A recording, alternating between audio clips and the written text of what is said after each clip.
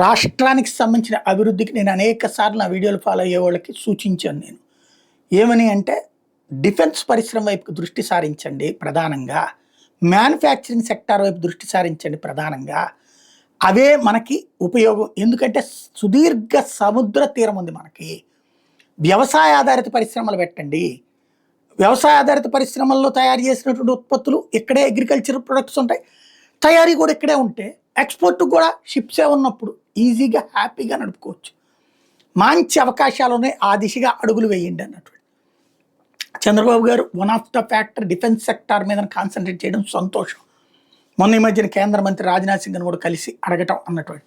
ఎందుకంటే ఇప్పుడు భారతదేశంలో ఉన్నటువంటి అన్ని కార్పొరేట్ కంపెనీలు డిఫెన్స్ సెక్టార్ వైపుకి దృష్టి సారించింది. ప్రపంచానికి ఈ ఆయుధాలు తయారు చేసి ఎగుమతి చేసి అమ్మడానికి సంబంధించినటువంటి ప్రక్రియ.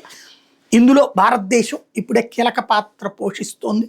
ఇలాంటి దశలో విదేశీ కంపెనీలు కూడా వీటిట్లలో జాయిన్ అయ్యి పెట్టుబడులు పెట్టడానికి ముందుకు వస్తున్నటువంటి దశ.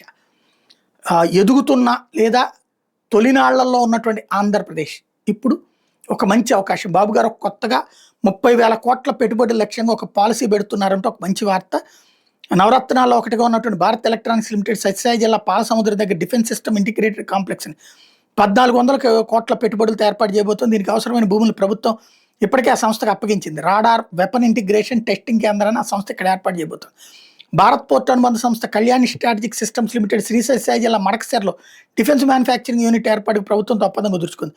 ఈ సంస్థ 2 దశల్లో 2,400 కోట్ల పెట్టుబడులు పెట్టబోతుంది. క్షిపణులు, వార్హెడ్స్ తయారీ యూనిట్ ఏర్పాటు కోసం 1000 ఎకరాలను ప్రభుత్వం కేటాయించింది. మడకశిరలో రక్షణ రంగానికి సంబంధించి ఆర్టిలరీ మందుగుండు సామాగ్రి shell, TNT filling, multimode hand grenade manufacturing unit ఏర్పాటుకు media matrix world wide limited సంస్థ 1197 కోట్ల పెట్టుబడులు పెట్టేందుకు ఇప్పటికే ప్రభుత్వంతో ఒప్పందం కుదుర్చుకుంది.